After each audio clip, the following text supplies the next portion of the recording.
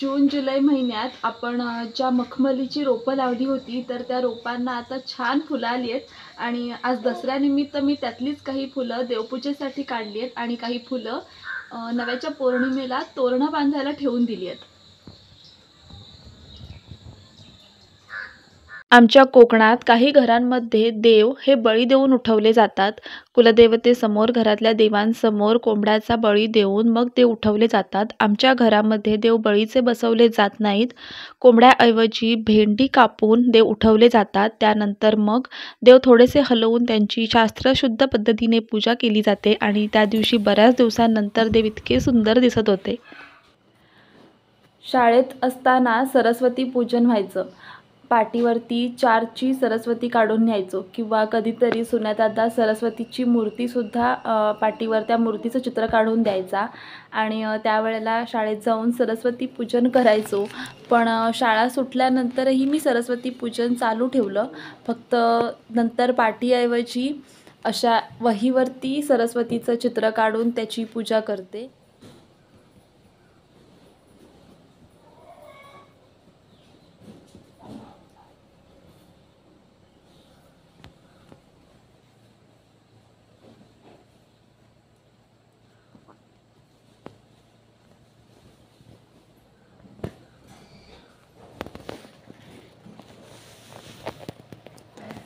ही अशी सरस्वती काढली आहे मी. ही अशी हत्यारांची पूजा केली आहे आणि आता मी इथे सरस्वतीची पण पूजा करणार आहे आणि माझं पिन्या बाळ पण सरस्वतीची पूजा करणार आहे. शस्त्रांसोबतच पप्पांनी आमच्या दोन्ही गाड्यांची सुद्धा पूजा केली. यंदा आम्ही घरीच मखमलीची रोपं लावली आहेत, झेंडूची रोपं लावली आहेत. त्यांना झेंडूसुद्धा खूप आलेत, तर त्यामुळे दोन्ही गाड्यांसाठी झेंडूच्या फुलांचे हार बनवलेत. त्यानंतर मग देवांना आणि शस्त्रांना नैवेद्य दाखवला. आजच्या दिवशी आमच्याकडे कोकणात काकडीच्या घाऱ्या करण्याची परंपरा आहे आणि त्या घाऱ्यांची रेसिपी मी याआधीसुद्धा तुमच्यासोबत शेअर केली आहे. पप्पांनी इथे सगळ्यांना नैवेद्य दाखवला. त्यानंतर मम्मीने देवांची पूजा केली, आशीर्वाद घेतला. नवरात्रीच्या दिवसांमध्ये काही ठिकाणी देवीरूपी 9 कुमारिकांना घरी बोलवून त्यांची पूजा केली जाते. जसं की आपण गणपतीमध्ये कुमारिका पूजन केलं अगदी त्याच पद्धतीने. पण आम्ही काही नवरात्रीमध्ये कुमारिका पूजन करत नाहीत, तर त्यामुळे मम्मीने इथे प्रतिकात्मक नवदुर्गेंची पूजा केली. त्यासाठी तिने आधी 9 वेगवेगळ्या ठिकाणी हळद कुंकू वाहिलं आणि त्यावरती 9 फुलं ठेवली आणि मग अशा पद्धतीने कुमारिका समजून नवदुर्गेची 9 रूपं मानून त्यांची पूजा केली.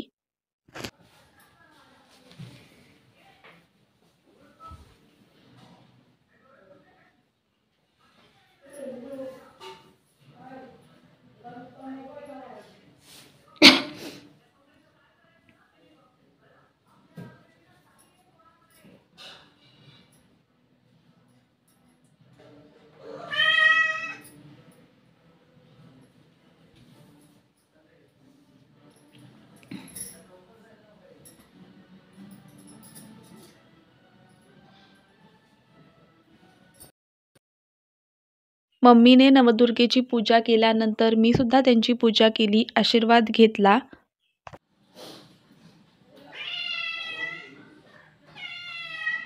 कुठे जातोय?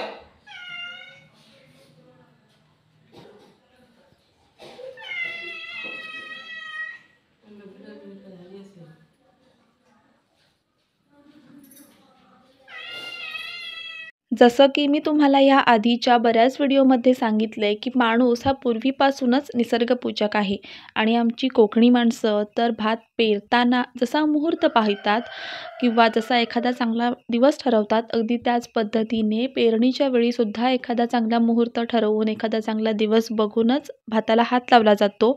आणि दसऱ्याहून चांगला दिवस आणखी कोणता असेल म्हणून दसऱ्याच्या दिवशी मम्मीने 5 आवे कापून भाताला हात लावून ठेवला, ज्याला आमच्याकडे भाताला हात लावलाय असं म्हणतात. आणि मग त्यानंतर आपण जेव्हा व्यवस्थित वातावरण तयार होईल तेव्हा आपण भात कापून घरी आणू शकतो.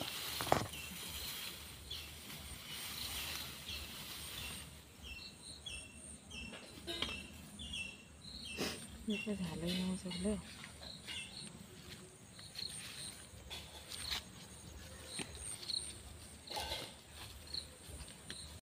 आमच्या घराशेजारीच आपट्याचं मोठं झाड आहे. जगेबाबांनी त्याच झाडाची फांदी आम्हाला तोडून दिली. पप्पांनी घरी आणून त्या फांदीची पूजा केली, तिला धुपारत दाखवली आणि मग त्यानंतर आम्ही सोनं लुटायला सुरुवात केली.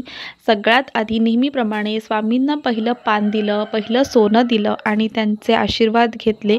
त्यांच्याकडे फक्त एवढंच मागितलं की मी जे काही करते ना त्यात तुमची साथ लाभू दे. त्यानंतर मग सरस्वती मातेला आणि शस्त्रास्त्रांना सोनं वाहिलं आणि मग घरातल्या मोठ्यांना सोनं देऊन, शेजाऱ्यांना सोनं देऊन त्यांचे आशीर्वाद घेतले.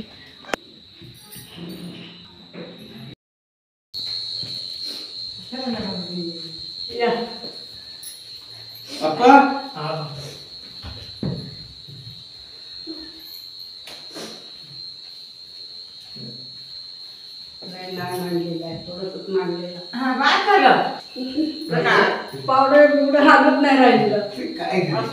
आणलं होतं वाचन.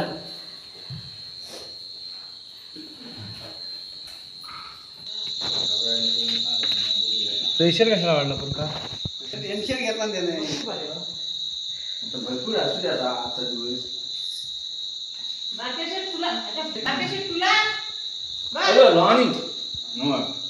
राणीचं माझं नाव येतं